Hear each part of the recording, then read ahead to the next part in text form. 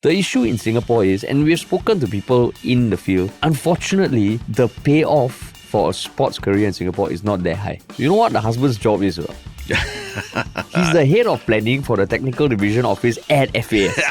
Can you imagine the dinner conversations? An AI-generated footage of moving and speaking Lee Kuan Yew with a voice as being respectful. I think that's fucked up. Based on the guidelines as it is, it's okay lah. Yeah, that's what I think. So yeah, I don't think it's okay. I think the guidelines don't cover this. I think this is messed up. I think you and the guy who went to slap 𝘕𝘰𝘳 outside the court, like you all be shaking hands right now. Don't follow 𝘕𝘰𝘳𝘧 statements, please. It's no secret that as we age, our eyes change. Maybe you have noticed yourself holding your phone further away or squinting to read a menu in dim lighting. You might joke about needing longer arms. But as it turns out, this is super common. Because by the time you hit 40, you'll slowly start to lose some of your near vision. That's presbyopia, age-related loss of near vision. Doesn't matter how healthy you are, it happens to pretty much everyone. So in episode 702, we speak with Dr. Christine Yao, Senior Consultant Ophthalmologist at the International Eye Cataract Retina Center. She explains what presbyopia really is, shares easy habits that actually help protect your eyes, and highlights why annual eye exams are a priority for long-term eye health. So if you have wondered when you'll need reading glasses, or just want to make sure your eyes stay strong as you get older, you should definitely watch this episode. The link is in the show notes. And you know what? If you're already rocking reading glasses, you might as well look good while doing it. OWNDAYS is giving away free progressive lenses with every frame purchase. Just head to OWNDAYS' official website at owndays.com to learn more. Okay, enough talk. On to the podcast. What's up, everybody? Welcome to another episode of Yala, your thrice weekly podcast where we talk about the hottest news with a touch of what, Terence? Good old humor. Good old humor, man. Yeah. It's Friday. How's the week? Interesting week, lah. It's been an interesting week, right? Yeah. Yesterday we were at an event. Yeah. We got to speak to someone quite interesting also, right? Yeah. We had a fireside chat with the ex-Minister for Foreign Affairs, George Yeo. Yeah, and we're only saying it because, I think someone either was at the event or got pictures. Yeah. And so there were pictures out there of us on stage with George Yeo. On Reddit. Still, thinking about getting him on as a guest and everything, right? But trying to work that out. Yeah. But this is... No labels of PAP dog yet, lah. I mean, he's not a politician. He's a retiree. He's a retiree, correct. Quite a interesting career, lah. Post-elections and all, after he lost Alginate. Quite interesting. We had Pritam, the person who was in the GRC that knocked him out. Oh, that's right. You are right. Yeah, exactly. Wow. So, interesting. Wow. Pritam, then George Yeo. And we asked him about losing an election also. Yes. And he was quite candid about it also. Quite candid. So, interesting. But over the past few days, speaking of the Pritam podcast, there's also been news covering it. Which is quite... it's always good to see conversations happen because of things that happen on our podcast, lah. Not just conversations, but controversies also. Controversies, because now Kelvin Ching has waded into the chat. Yeah. And he said he extrapolated or he inferred quite something. Quite accusatory, lah. Yeah, I think he read a little bit too much into what Pritam Singh was saying on our podcast, lah, right? Yeah. I think Pritam responded to his comment, and there's an article on CNA today talking about that spat. Yeah. But nothing from Patir yet. The Kelvin Ching is doing God's work. That's all I'll say, right? That's true. That's true. That's true. It reads almost like a Patir article, but more personal. Yeah. Nice of some of the articles to, actually grant us names being mentioned as opposed to just the generic podcast host. Yes. I find it quite strange. The Straits Times refuses to name us, right? They just say... a local social current affairs podcast. Did they name the podcast? I don't know actually. Yeah. But they just referred. The other ones, not to say that I need my name to be mentioned, but there are two hosts. So when you say podcast hosts, which one are you referring to? Yeah. They do. They talk about he said an episode of local current affairs podcast but after that we are one and the same Terence. Whereas the others, they refer to you as Chia, host Chia, and host Tilani. I think that was CNA. Yeah. Yeah, so I mean, we're not faceless, Straits Times. Yeah, correct. I know we criticize you a lot, but we're not faceless, man. We criticize everyone. It's fair. true. And we give props. Everyone. We give props where they deserve to. So yeah. Right. So I mean, hopefully, shout out to the Straits Times? The Straits Times. Those two young people doing those videos, lah. Yeah. I watch a lot of those and I enjoy them. I don't understand them, but I enjoy them. You have to ask our teammates to explain it to you. Explain every joke. Yeah. But yeah, man. Got two very interesting topics today. Excited to talk about them. Yeah. But before that, watch the spiel, Terrence. The spiel is before we go into the spiel, so just in the sequence of events as well, right? I think it's pretty interesting that even our interview with 𝘕𝘠𝘳𝘠 was right before the Pritam one. Then that's where he also spoke about Palestine issues and all that. And then now, Kelvin Cheng is coming on talking about the whole Palestine issue, right? Yeah. And as it relates to Workers' Party. Yeah. So, I just want to clarify that wasn't actually planned to be in sequence like that, right? It's just how the chips fell. It's just how the chips fell and how our scheduling played out, right? But I almost feel like it's this, you kind of got to watch it in sequence almost, right? To get a primer and then after that to understand a certain perspective that Pritam had as the Workers' Party leader and all. Because I think even for us also, the 𝘕𝘠𝘳𝘠 episode, the growth in views also hasn't been linear like typical videos. I think people discovering it and then realizing, oh wow, this is really a story. Yeah. And it kind of informs your perspective of what, how Singaporeans should think about what's going on in Gaza also. Yeah. So I thought like, oh, the sequence just serendipitous, but it is a very, very good way to actually understand the issue from a Singapore perspective, then hear what Pritam says, and then now you see what he's battling. He's battling with Kelvin Cheng over. Yeah, because I mean, in summary, the accusations from Kelvin Cheng was kind of labeling Pritam as being disingenuous and the Workers' Party and being disingenuous in actively choosing candidates to stir up certain demographics based on their race or political views especially views on Gaza, which I mean I was surprised reading his post. It was really quite accusatory. And his posts in the past, sometimes I feel okay, he has a point, they make sense, but this one was extrapolating beyond any kind of, it was a very subjective take. And to claim it so unequivocally, like they were being disingenuous, I feel it's, wow. And I think Pritam's response was basically, look, it's just a humanitarian issue. It's a really humanitarian crisis. Yeah. And because if you had a context of watching the 𝘕𝘠𝘳𝘠 episode, then you will understand what, why a Singaporean would just come out and say that it's a very big humanitarian crisis also. Yeah, yeah, exactly. And politics aside and all, it's just shit show. But yeah, so I mean, that's going to be developing. We'll see how it goes. But yes, sorry, we were talking about, if you're new here, we really appreciate you, choosing to be here with your time. And if you like, share, follow, subscribe, that really means a lot to us because it helps the channel grow and also gives us feedback that we're doing something correctly. Yeah. So we are on TikTok, Instagram, Telegram. We have a newsletter called Your Little Bit where we summarize our weekly Shiok Things. It's called, you can sign up at yalaba.com. And if you want to work with us, you can email us at contact@ministryoffunny.com or just drop us a message at ministryoffunny.com. Yeah. Cool. All right. So two very interesting topics. The first one went viral, I guess, Wednesday at night. That was when it was published. I started making the rounds. It was a Facebook post by the mother of a footballer who is part of the national under-17 team. And his name is 𝘕𝘠𝘳𝘠, who's the son of an ex-footballer in Singapore who goes by the name of 𝘕𝘠𝘳𝘠𝘠𝘠𝘠𝑗𝑚 𝘠𝑖𝑗𝑎𝑛. So she posted something on Facebook on 26 August, just talking about how, as a result of her son choosing to spend the September holidays to attend lessons and prepare for his GC N-level examination starting on 15 September, he would not be able to make it for a training camp, overseas training camp during that week. Which was supposed to end on 14 September, the day before his exam start.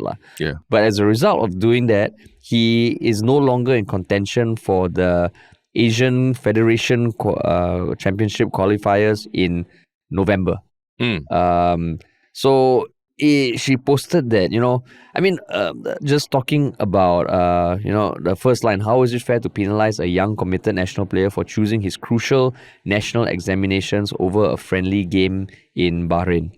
And then she goes on to talk about, how it's not fair and that such added pressures on someone of that age is not good, and why is he penalized for trying to balance academics with sports lah?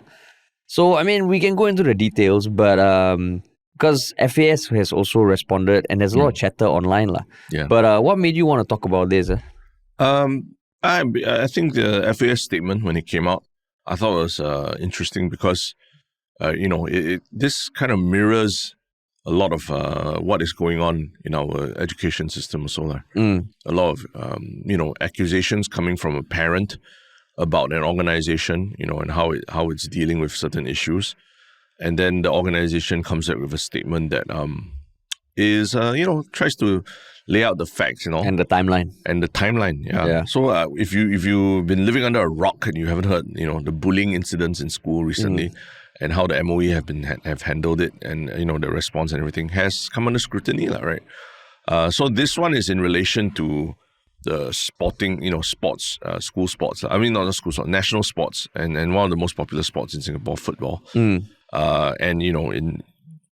given the news that we also heard yesterday that that we're going to send a football squad to the Southeast Asian Games. Yes. Yeah. After a successful appeal, when initially they were not included in the list to go, right? Yeah. In addition to Soh Roo-yong. Yes, in addition to Soh Roo-yong, which is the bigger piece of news. Yeah. Which, that was probably one of my One Shiok Thing. But I guess I have to find something else now. But anyway, the point is, it's just, everyone feels quite positive about what the developments are. So this one suddenly is like, something quite negative and quite big accusation about the FAS, right? Yeah. And she went on to kind of like highlight, these measures were taken, and I quote, not because of poor performance, not because of indiscipline, but simply because he made a responsible choice to prioritize his education.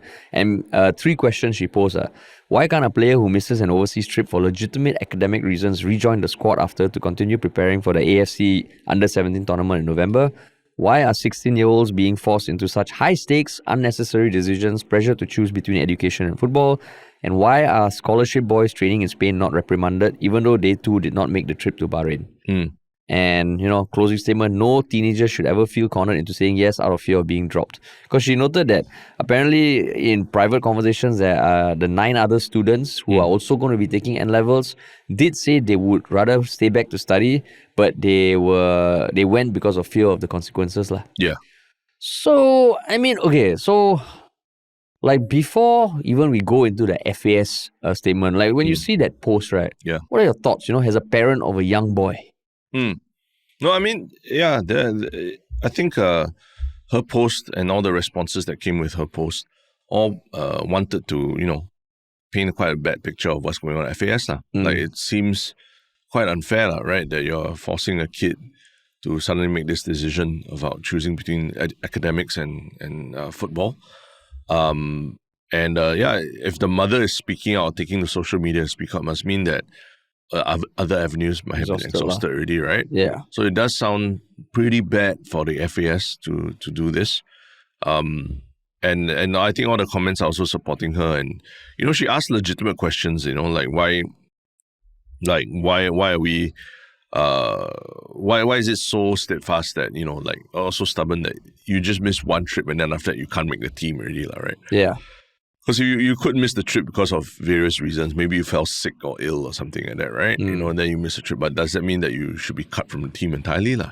So I think these are questions that worth asking as a parent about the planning process for these overseas trips. Yeah. Right? Because, certain questions when I read it, I was like, oh, actually, I can get why you want to plan overseas trips. Yeah. I can get why you want to plan it during the September holidays. But if the GCE N-level examinations start the day after, whether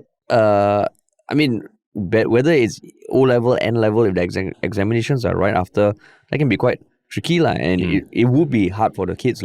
Yeah. And then, of course, when were they informed of this?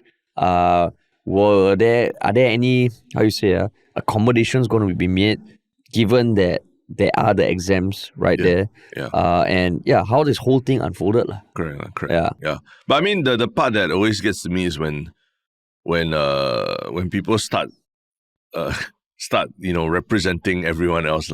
This is not just about my son, this is about the system, and no teenagers should ever feel cornered. And like you say, that maybe there are other children who feel like this, but then they feel cornered into making a decision out of fear, right? Yeah. Yeah, I do get a little sus when people start to speak up for other people, and say that they are, they're so magnanimous and speaking out for others, right? That's when I feel like, okay, is there more to this? Yeah. But not a lot. But the amazing thing is that very quickly after this was published, the FAS also had their reply, right? Yeah, and the FAS put out their reply on, it was on 27th August at 7:10 p.m. So like one day after. So, wait, was it one day after? Oh, sorry. Pretty much. One day after. The post was 2 days ago, right? Yeah, so they basically, I'll just go through the highlights. In May this year, there was a briefing held at Jalan Besar Stadium for all Singapore-based under-17 players. Highlight the main target for this year, the Asian Football Confederation Under-17 Asian Cup qualifiers, scheduled for November.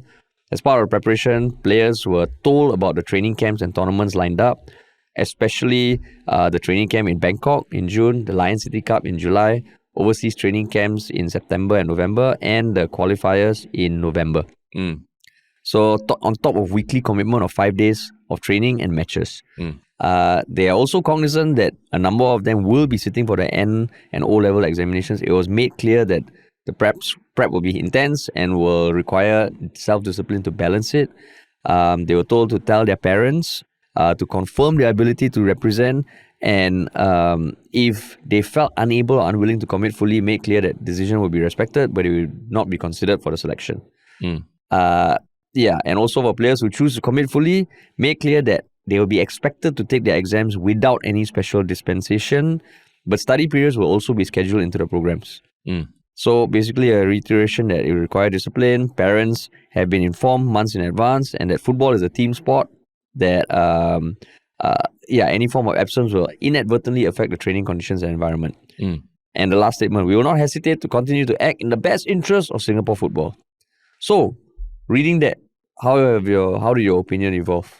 I thought it was a freaking mic drop from FAS.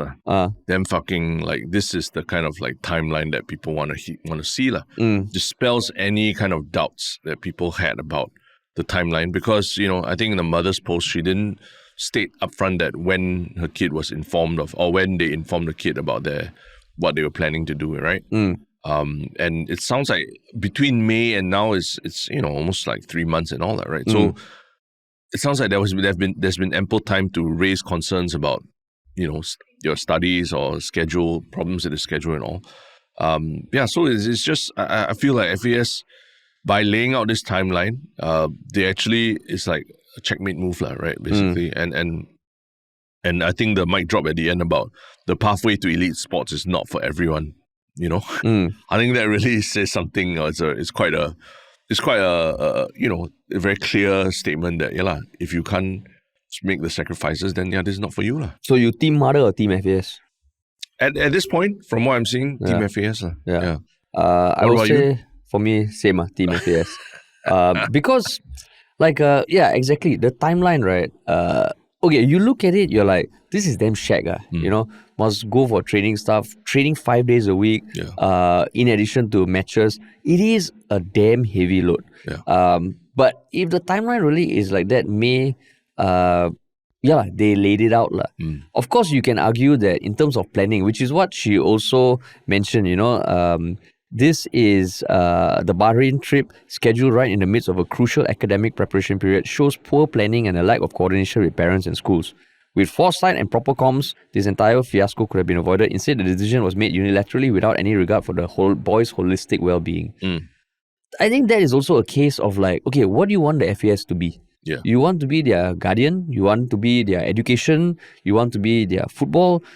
there's a lot of shit that can be thrown to FAS, right, over the years. Now, this new management, I don't know how much of that impacted this stance, but you can't expect the FAS to do everything. And I think, like leaving out the facts a bit unfair. But I think the bigger issue is, because in the comments also some people are saying, hey, this problem is not just with your son. Every young athlete in the world has to make this choice. The issue in Singapore is, and we've spoken to people in the field, unfortunately, the payoff for a sports career in Singapore is not that high. You look at any country with a mature industry, be it sports or media. We've spoken to actors and writers in LA who sacrifice everything. But the reason why they want to do it, because if they do make it, right, the payoff is insane. In Singapore, unfortunately, I can understand why you want to make sure that education is covered also, because if you don't make it in sports, or even if you do, right, it's not like you're settled. But in this instance, I have to say I'm team FAS also. And there are the examples that people are pulled up online as well about Lamine Yamal, right, who's playing for Barcelona now, one of the biggest, brightest talents for football. During the Euros, he was playing for Spain and studying for his O-levels at the same time, which I think he passed that, right? I think you also mentioned before. Bukayo Saka, who plays for Arsenal. 6 months before Arsenal debut, he was studying for his GCSEs. In the end, he did well, but I think he did say he didn't think he was going to make it in football. So that's why he studied. Correct. Yeah, so not saying that just because they went through it means that it must be easy for anyone else to go through it. But there are these sacrifices that people have to make if they are interested in pursuing sports at the most elite levels. And I think here in Singapore, we always talk about how there's a lack of opportunities for our young players to go out there in the world and get experience and all. And this is FAS organizing these training trips, right, for our young footballers. And yes, they coincide with some exams on that, but they are, these are not easy to organize either and put together and give them opportunities to get exposure. I think we talked to, Sean Bai, who works at Burnley Football Club, right? And he's got a grand vision for, helping Singapore players also elevate to another level, whether it's like exposure at his club and things like that, right? But he's been at the highest levels of football and he has seen what it takes to sacrifice, what the family needs to sacrifice in order to reach that level of playing, right? To make football a professional career. And the truth is the parents and the families also have to get with the program if they want that, right? That's why I feel like, if anything, to me, FAS is taking this, is not, shying away from what they are supposed to do, which is to promote football and give opportunities to young people and be, really treat it like a meritocracy, right? If you are willing to make a sacrifice, then you make the team, right? Whereas, I think, you look at what's her name, Norfasarie's Instagram page, right? Other than this rant that she's done about FAS, she's really, really proud of her son. I think 6 weeks ago, she posted the photos of Mika wearing the Singapore national jersey. It's just like, wearing the national jersey is a feeling like no other. And she, in some ways saying that, you are your own man now, because you are the jersey. So she knows what it means to wear this jersey. Husband is an ex-national footballer. Ex-national footballer. So, they know what the sacrifice means. So I'm a little bit surprised that, suddenly, it's about, education is as important, if not more important than the pursuit of football. You know what's another surprise? What? You know what the husband's job is, right? He's the head of planning for the technical division office at FAS. Can you imagine the dinner conversations? But that's why people are saying that, is it something internal, a breakdown in communications internally? That's why you have to kind of get your wife. So, she's an influencer. She's got 170,000 followers on Instagram. Maybe it's to get her. So the avenue she exhausted was like talking to her husband, hey, can change it. Sorry, I cannot. Fuck, I got to go on social media. Yeah. No, because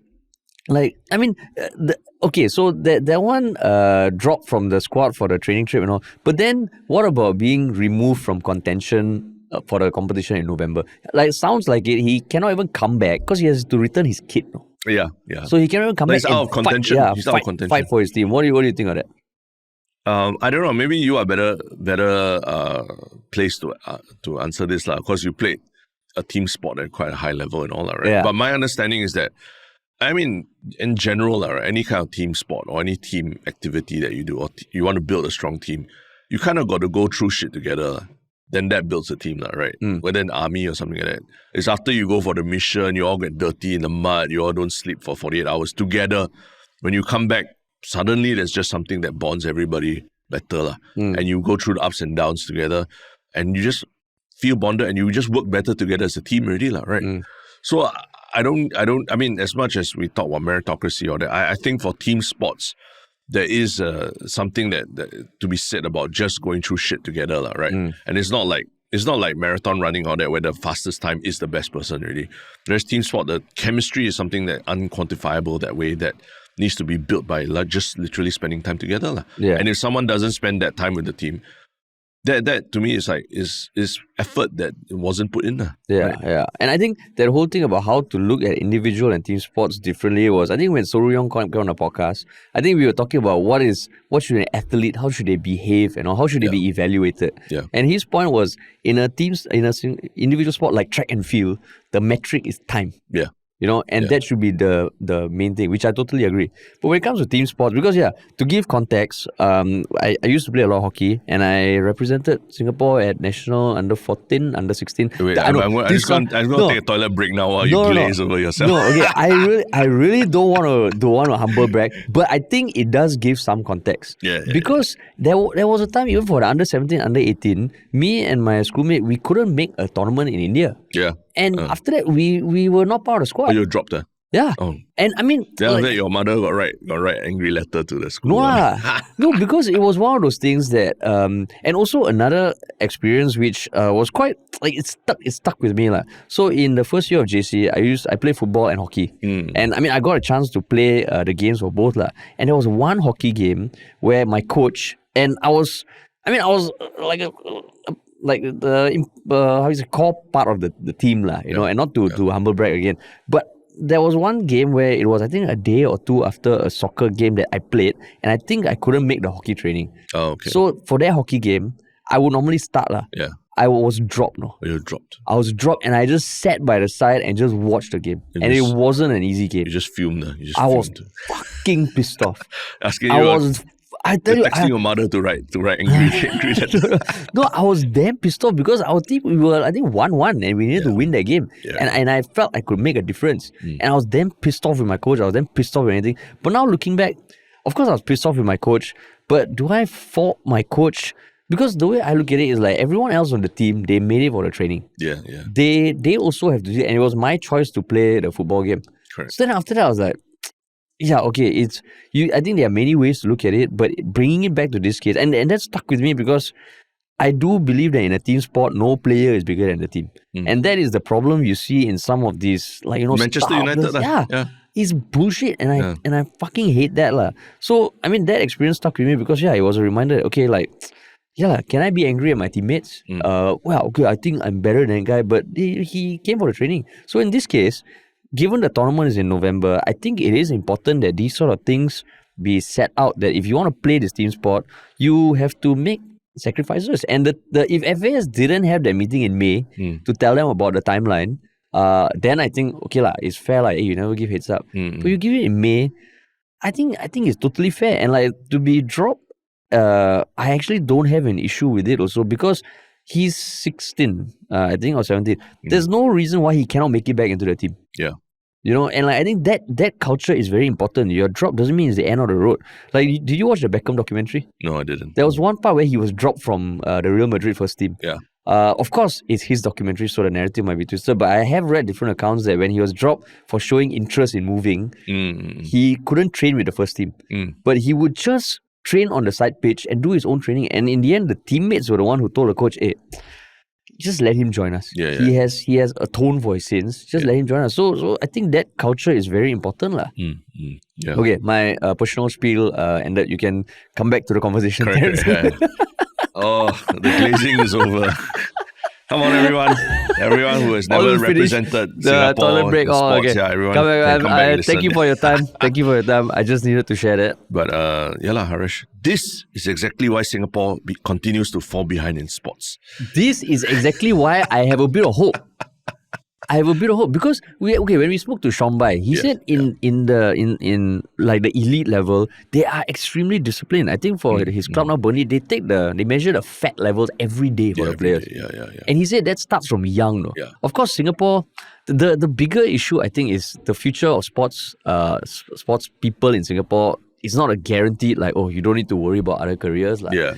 And I think that is the underlying problem that causes all these tensions. Yeah, and just thinking about it now, I think the mother's post kind of conflicts this whole like, the duty to education was punished instead of honored. Firstly, duty to education, I mean, ultimately it's a choice. I had a choice in primary 6 to choose between taking higher Chinese or going for football training and, eventually being part of the football team. I chose higher Chinese, which I regret to this day. I would have been like Bohan Abu Sama, number 2. But, Kwok Kim Song, the Kwok Kim Song of our generation. Yeah, and now I go for higher Chinese, I still cannot speak Chinese all these years later. So I regret. But yeah, this duty education was punished. It's not really punished, right? Like you said, it's part of the process of being called up to a team, being dropped, and then fighting your way back, right? Yeah. I don't think it's a punishment to be left out of the team. Punish is like if you gonna cane or something then that to me is punished, right? Yeah. And yeah, like you said, I think FAS gets a lot of criticism in the last few years, especially a lot of criticism for where Singapore football is. But to me, this is a step in the right direction. Exactly, yeah. This is a step saying, they are doing, overseas trips, preparing our boys for a tournament. And they are making choices really team first, and if anything. Right? Yeah. And you think about it, if they let this person be back in the team, there'll be haters who'll be like, this is the problem. There's no discipline. Yeah, right? Yeah. And if we want FAS to be able to push back to MINDEF, saying, okay, we have an extremely talented footballer, can we defer NS? Yeah. I think this is building the muscle of discipline. Yeah. This is building the muscle of systems. And I think, it is super important that these sort of things are enforced. This is, of course, assuming the FAS timeline holds true. There was one note in the CNA article when they contacted Norfasarie. She said that she was told on August 23rd whether to accept the trip or not. Or like Mika, her son, was told to make the decision to join the trip on August 23rd. I mean, I think that might just be a confirmation, assuming the timeline was already shared. So I don't take too much to that date because the response from FAS is quite comprehensive. Yeah, and I think this is a whole separate issue from whether our NS men should be allowed to defer national service for sports, right? Because I think national service as a commitment is different from duty to education, right? Yeah, I think it's a very different discussion because. So Singapore and national service is a very unique situation for Singapore. But education is like, every kid who dreams of being a footballer has to also deal with like taking exams and all that as well, right? No, because I brought it up because like I want a footballing association to do what is in the best interest of football. That has the spine to do that. And if it means, okay, our one less NS men, but if their duty is really to serve football, then that's your role. You should lobby against these kind of things. You should not just kowtow against like the other more like bigger priorities on a national level because your duty is to improve football. Yeah. So, I mean, she did say to FAS, right? Your so-called new direction is deeply misguided. When education is treated as secondary to serving someone else's agenda, it is not leadership, it is failure. Well, I mean, her son wants to play football, so... What is someone else's agenda? The agenda is like to have the best football team that we can have, right? Yeah. And Football Association of Singapore, that's what they care about. I mean, education, they're not the Football and Education Association of Singapore, right? Yeah. And I think, to me, it's like, that's why the statement from FAS was such a mic drop. They even say that they factor in time for the kids to study, right? Even during the week that they're away. Which I think, that's legitimate. That's proper. Yeah, and I mean, like what you said, like we always want our kids to be exposed to football overseas and all. And this is planning, and I don't think it's that easy to plan a trip also, because she even said a friendly game in Bahrain, right? Yeah. I mean, an overseas trip doesn't just have one friendly game. It is one, maybe they are playing just one friendly game, but everything else, training together. Being in an external environment outside of Singapore, experiencing what the pitches are like, what the crowds are like. Yeah, it opens your mind as a player also. Yeah. So, I mean, I hope they do well at the Asian Cup qualifiers, but this one, and it's like what you say, is another issue of like a parent going to social media first, sharing their story, really controlling the narrative. And then, we only see certain details, right? They omit certain details. Because her post got a lot of shares and a lot of sympathy in the post. Yeah. But, and I mean, I don't know how the conversations with the husband are going because he works at FAS. So, he's an ex-footballer, played at a high level. That one might be even more complicated, the discussions that they're having there. Yeah. But damn. Yeah, I mean, and I mean, I really hope Mika does well, because I think earlier this year he helped ACS Barker capture their first B division title. Oh yeah. He scored a hat trick in the final against the defending champions. Okay, yeah. Can we talk about that also, as you know, the son, underage, I mean, young kid, all that. What kind of age? But young kid, I can't be good for him to be dragged through this, right? I don't think so. Even as a footballer or that. I mean, as much as your mother is looking out for your interests, you don't want to feel like, as a young player, young boy, that your mother has to speak up for you on these things. I don't know, maybe kids these days, like the mother, father speaking up for them is like par for the course. Possibly. Last time, don't play mother, now it's play mother. Okay, you got play mother. Primary 3 schoolgirl getting bullied, I totally, the parents speak up, fine. But 16-year-old, I mean, when you were 16, would you want your mother to run to school and complain about something, like you being dropped from the hockey team? In fact, if I was dropped, she'll be damn happy. Oh, is it? She'll be damn happy. She'll okay, no need to go training. You can come back and, eat dinner at home. Yeah, good. Drop. Please. She will email FAS. Please drop my son. Please drop my son. I don't want him to play anymore. He likes football too much. Likes hockey. Just drop. SHF, drop my son so he can come back and then I can get him ready for arranged marriage, Yeah. But that's why, I think for him also, tougher, right, to be dragged through like this. Yeah. And if you are, there's been nothing but good vibes about your soccer career, and then this is just not something you want to be part of, right? Yeah. And ideally, you settle it behind the scenes rather than make it public like this. And also the other players, right? You see, there's one player asking for special treatment. Yeah. Also, I really don't like the star player mindset. Yeah, especially team sports. Team sports. Team sports. If you're so young, it's different. If you're so young, it's very different, right? Yeah. As in if you're individual athlete. Who is the best in your class. But you still want to talk a lot of shit about people. All that. Yeah. Then they have to assess whether they can accept the shit talking. But they assessed it and it's okay. It's fine, yeah. He's the best. He's okay. The best runner, best shit talker. It's okay. Solid. That was solid. But yeah, man. But yeah, interesting. Tough one. Yeah. But the discussions that we're having really about real people and the real consequences on real people, right? But the next topic is about something that's filled with, I don't even know what to call it, digital effigies of people, right? Including one very, very prominent historical figure. And what is this? It was Jack Neo, one of the most famous, if not the most famous director in Singapore. He posted a music video on his Instagram account titled "We Are Singapore" on August 18th. Yeah. So it was a video, paying homage to Singapore, and he started off, the speech by PM Wong yesterday reminded us once again of how important unity among Singaporeans is. With this feeling in mind, I would like to share with you a belated SG60 song. So it was one day after the National Day rally. The song, he composed the lyrics and all, but the music, there was a lot of AI. And the images, it was a compilation of actual footage from, independence and the years after, with a bunch of AI-generated content. Yeah. The pinnacle of which was the final frame where it had AI-generated Lee Kuan Yew wishing Singapore happy birthday. Yeah. So it was also an AI-generated face, it was AI-generated moving Lee Kuan Yew, and AI-generated voice. And, he added, Jack knew that he added this was very meaningful. And the latest update is that MCCY has assessed it to be respectful. Yeah.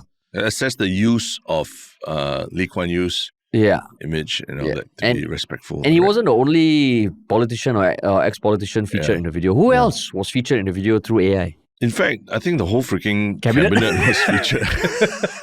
Clapping cabinet. Initially, the photo is of the cabinet. I think you can very clearly see Lawrence Wong and then Lee Hsien Loong in the middle. And all that. Even 𝘕𝘠𝘠𝘳 in the corner. Yeah. But as it starts to move, then the faces start to morph a little bit. Then you realize, oh shit, it's AI, right? Yeah. It's quite scary. And then you see like a smiling 𝘕𝘠𝘠𝘳 clapping. When was the last time you saw a smiling 𝘕𝘠𝘠𝘳 clapping? When he announced that we can party for 1 more hour, we can have relaxation for 1 more hour in Clarke Quay. I think maybe he clapped. Maybe. Throw a micro clap. Yeah. But yeah, so MCCY has assessed it and said that, the use of AI is respectful. How do you feel about this? I think that's messed up. That meaning what? MCCY's response? An AI generated footage of moving and speaking Lee Kuan Yew with a voice as being respectful. I think that's fucked up. Yeah. You? Yeah, I hate the use of AI. I hate the use of generated AI, especially for film and music and everything. I think it's going to lead to a lot of long-term brain issues for all of us when we start over-relying on AI to help us create stuff, create work, create art. But I think his use of Lee Kuan Yew here is okay. Oh, is it? I think it's okay. Yeah. Whoa. Yeah. Mine is kind of like a flip. Like I can see why filmmakers and creators would want to start using AI generated content. I personally would not want to use anything in the final output. Like refining ideas or pictures, that one is still okay. Because it is not the end consumer. But for the end consumer using AI, that one, I also push back against it. But this one, I think it is messed up.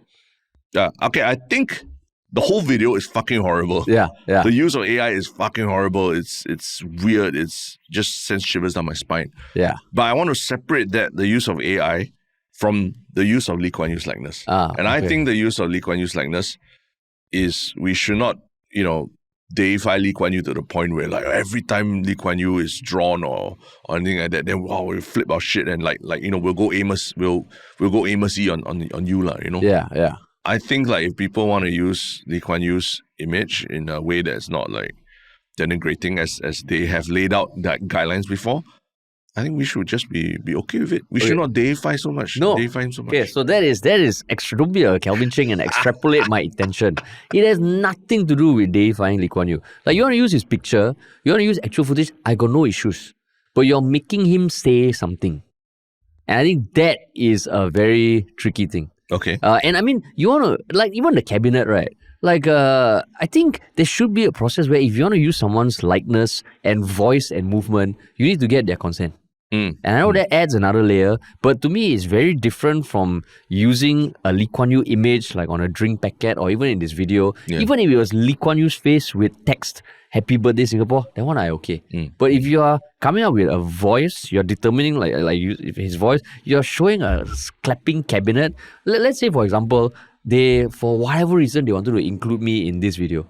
I'm like, why you include me in this video? You are associating me with something that I had no part to play. Right, and I don't like that. And for someone who's deceased, where you cannot get the consent, and someone who has a lot of political value and all, I think that is not good. Yeah, I agree with you on those points. If they used your image and all that, it's horrible without your consent. And I think what he did with the cabinet is also very wrong. Yeah, exactly. These are all real, live, living politicians. Yeah. And we see scammers and everything using AI of 𝘕𝘠𝘠𝘳 getting arrested and then using it, trying to make news out of it, and or Lawrence Wong promoting some crypto shit. Yeah. So the use of AI to generate fake news about using politicians all is very, very bad. Yeah. But, your point about consent, I feel like the consent was already given when MCCY all those years ago issued those guidelines saying that the use of Lee Kuan Yew's image is okay if it's for something respectful. For image, voice? I think in general, likeness, image, I think that needs to be updated, man. It needs to be updated, yes. Yeah. But I think that's where I think you are a dinosaur, basically. Call me a dinosaur, You need to move the times, Harish. No. You need to move the times. This is what people are going to do with AI.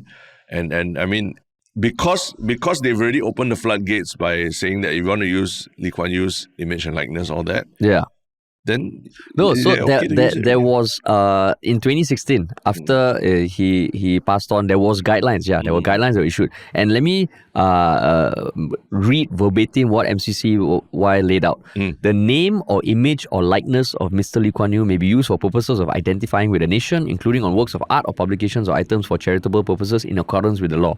The name or image or likeness of Mr. Lee Kuan Yew should be accorded dignity and respect. The name or image or likeness of Mr. Lee Kuan Yew should not be used for commercial exploitation or be assumed to be taken to indicate any kind of official endorsement of products or services.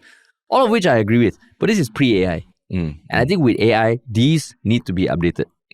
Because there's a lot of things when regards to content creation, IP protection that has or needs to be updated because of AI. There's a lot of problems that nobody foresaw.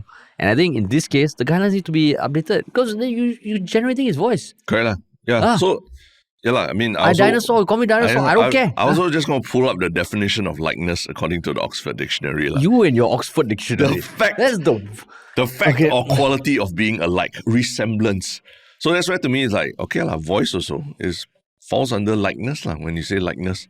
So to me it's like, yes, I agree with you that it needs to be updated to maybe ring fence to make sure that AI, you can't use it to make false announcements about news and all that. But in this sense, if it's just Lee Kuan Yew saying happy birthday Singapore, it's nothing like pointless. Is your favorite thing slippery slope? Once you allow this... No, it's not my favorite. I don't like slippery slope. I know you don't. Bad, No, to me, you want to use the voice, you want to express an opinion or thought. That one, to me, is like very clear. No. Okay. If it's like Lee Kuan Yew showing like the middle finger or something, that one also, I'm like... it's disrespectful. It's disrespectful. It's disrespectful, but it's expressing an opinion, and I also don't like that. But to me, just an image of him smiling, of him even like moving is a bit weird. To me, these guidelines need to be updated. And don't give me this Oxford definition and all. That's like one of the things they recommend. Don't in a speech ever say the definition of conversation is two people. That one is like, that makes you a dinosaur. Because you were pulling up the guidelines, so I just wanted to make sure it's very clear. We're following word for word. We're looking at the guidelines. You're like, let me pull up the guidelines. You're the conversation killer. Even then, your definition, likeness, it's so broad. It's so broad. So I think we agree that AI has blown these guidelines out of the water. They need to redefine it, yes, because why is it that when someone uses Shanmugam or Lawrence Wong's image using AI to make them say or do something, why is that wrong? And then how come when they use Lee Kuan Yew's image is okay, right? I think there should be more clarity on that. But even like standing real life individuals, you just use like that. It's wrong. But that's where I feel that if those are what the guidelines are now, and they are so broadly defined as such, then actually Jack Neo hasn't done anything wrong. And that the fact that people are making such a big fuss about it reminds me a lot of the fuss that people make when 𝘕𝘦𝘯𝘵 had an image of Lee Kuan Yew doing something naughty with Margaret Thatcher and all that. It was just a stupid, ugly cartoon drawing and shouldn't have got publicity, but it became 𝘕𝘦𝘯𝘵, the saga, and it's part of that whole deifying of Lee Kuan Yew that I find even more dangerous than what Jack Neo is doing here. Yeah, but that one, I would say this is a case of not deifying, because even if they did it for Yusof Ishak or even SR Nathan, my stance would be the same. Even if they did it for who's a negative, like someone who's not seen in good light.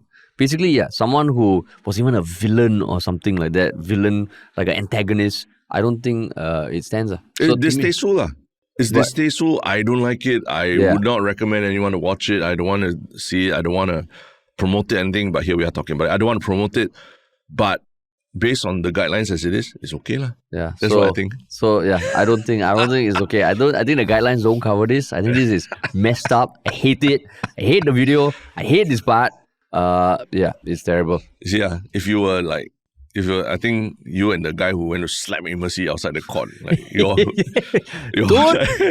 all be shaking hands right now in agreement. Don't follow 𝘕𝘦𝘯𝘕's statements, please. Okay. In Pritam's word, it's not surprising for you to push this narrative given your perceptions of Harish Tilani. But you do what you want.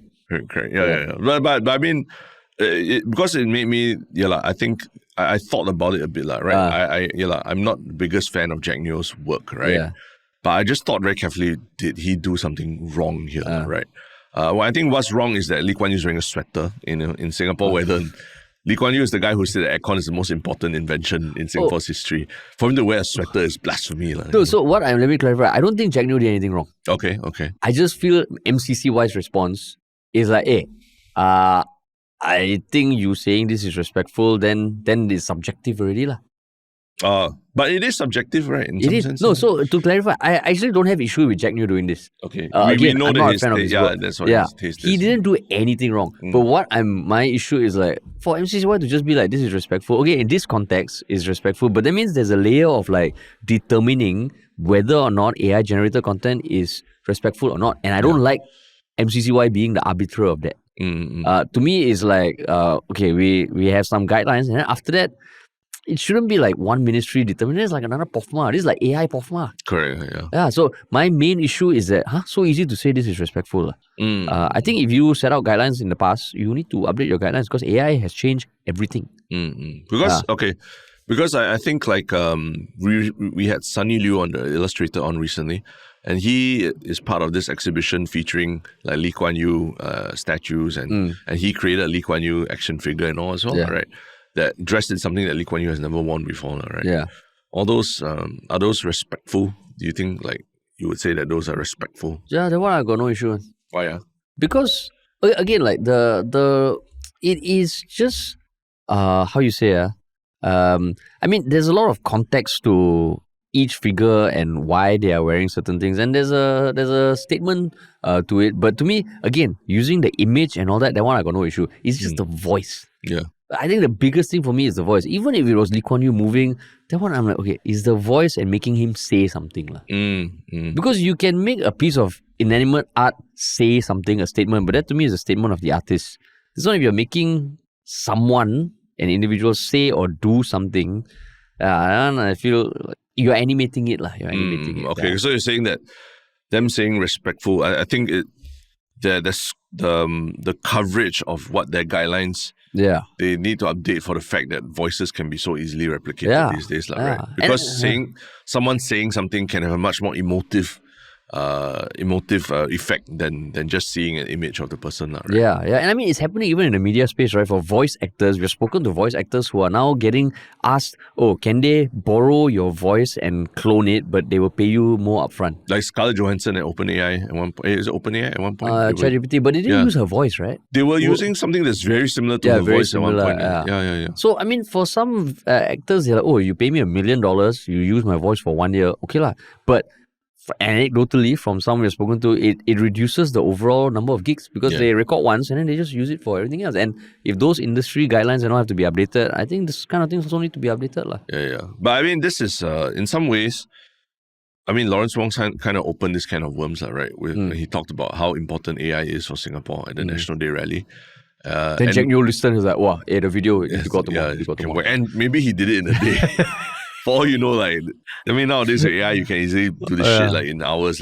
Correct. But I mean, something more related to something that we've personally experienced recently. We were invited to this exhibition as well, right? The SG60 Heart and Soul exhibition, where AI was actually a very big feature of it, and generative AI being part of it. Do you remember what the components were that were AI in that exhibition? Yeah, so when you go there, you have to stand in front of a booth where it takes a photo of you and it creates a digital avatar. Yeah. And then later on in the exhibition, it places your avatar in a future Singapore in different environments. Yeah. So that was the big part of AI. Yeah. One big part. And there's also, like, I think you can project how you look in the future as well, right? And you can talk to it.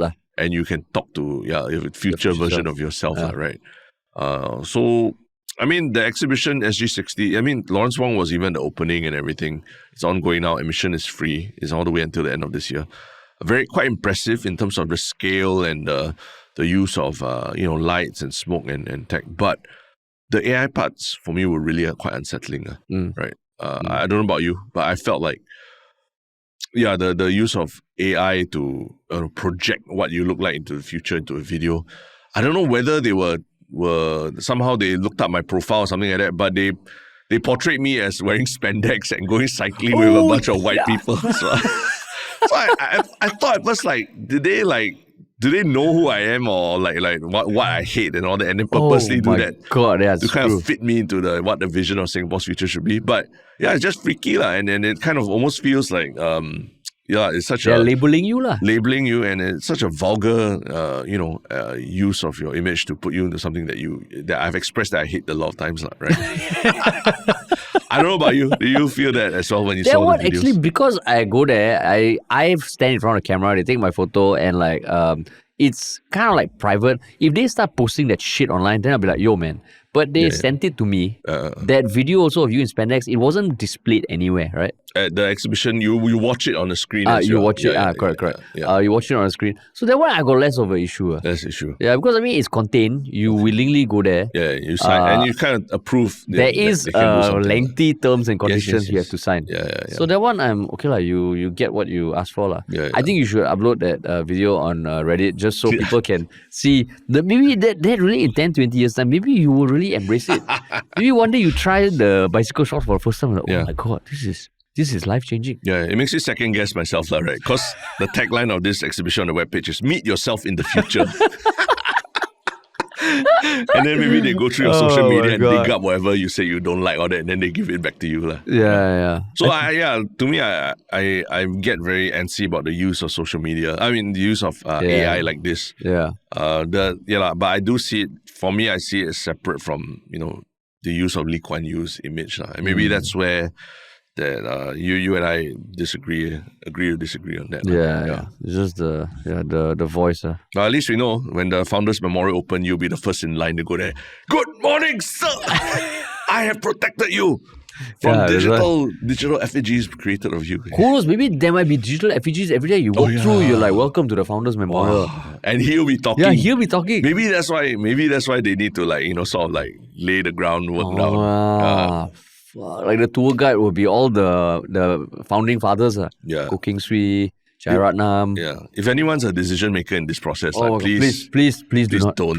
Please don't. We're looking at the camera. Please don't. Please don't. Please don't. That'll be fucking weird. Please take listen to Harish's perspective on this and how disturbed some people are by it, and pull back. Yeah, pull back. That was terrible. Oh my god, Founders Memorial. Maybe that's where 100 of the 300 million is being spent. Yeah, maybe this Jack Neo video is just to test balloon, see how people respond. Oh god. Oh my god. I just scared the shit out of myself already. Yeah. Terrible. Yeah. But yeah. Yes. Cool. So, what is your one Shiok comment? My one Shiok comment actually is I think Jungle Jimbo just posted on Reddit the video from our other podcast series that we're currently in season 2 of Tell You First, where, because it's season 2 and, we want to level things up, we now have videos of episodes of Tell You First on the MediaCorp Entertainment channel. And this was the episode about the song Why You So Like That, the famous Siva Choi song, where we had MediaCorp radio DJ Ray Kanu on as a guest to talk about, the song that made Singlish cool. So yeah, the videos are out on MediaCorp Entertainment channel. All is only the episodes that are with guests that we'll be releasing on that channel, right? So it was cool that Yellow Bud listeners have heard are pointing out that the video is out and sharing it with each other, because we do want people to enjoy Tell You First as much as we enjoy doing it. Yeah, and it's the first thing we've ever made that got a season 2 . That's right, yeah.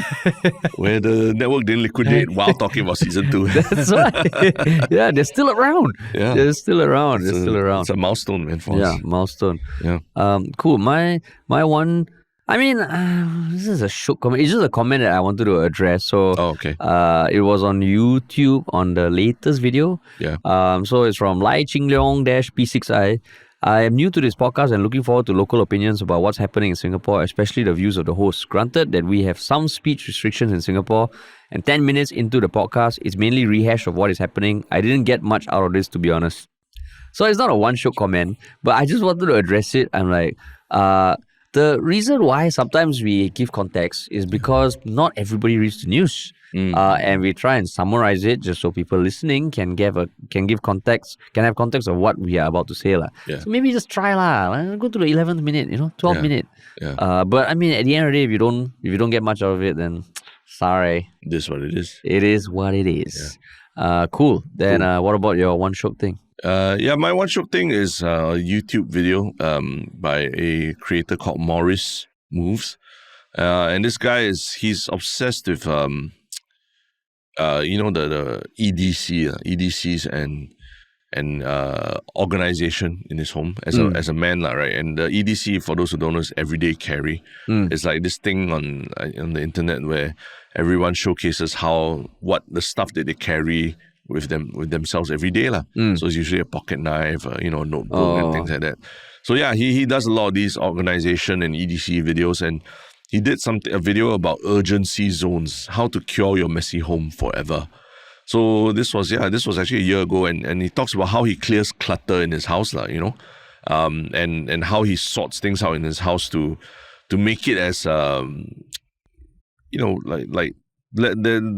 least stressful way of sorting out your stuff, such that you always know where to find everything and you never have to keep digging around for something that you thought you left there and all.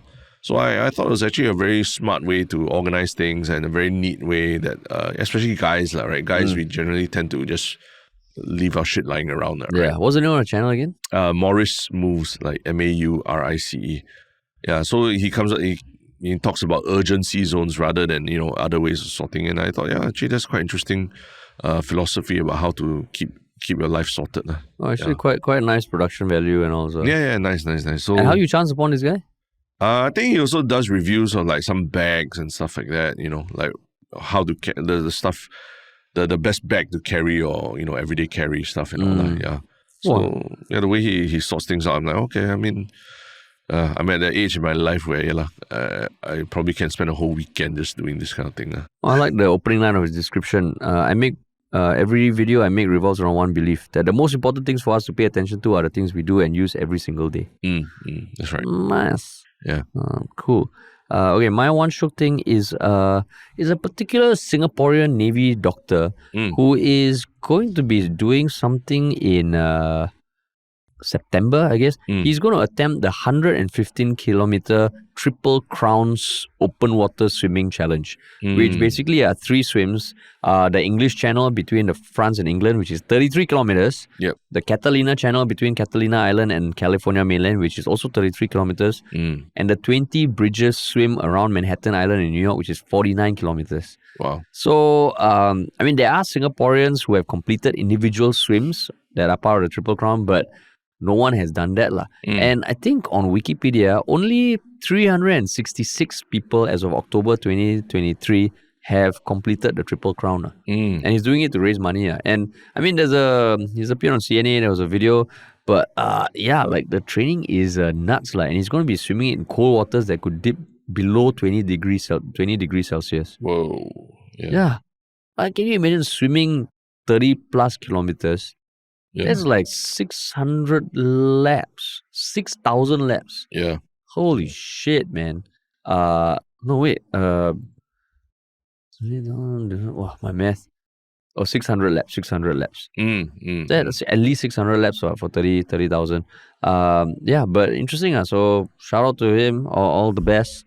It's quite interesting. I didn't even know this was a thing, Triple Crown. Yeah. You probably have heard people swing the channel. Yeah, the channel. But I didn't know about the Triple Crown thing also. I didn't even know it's a thing, man. Yeah. I guess you got to be really steeped into that culture, that culture of swimming open channels and all that. Right? Yeah. Then you understand. Then you would even fathom why anyone would want to do this. There was a Netflix movie I watched about a long distance swimmer. That was the movie was alright, but NYAD. Yeah.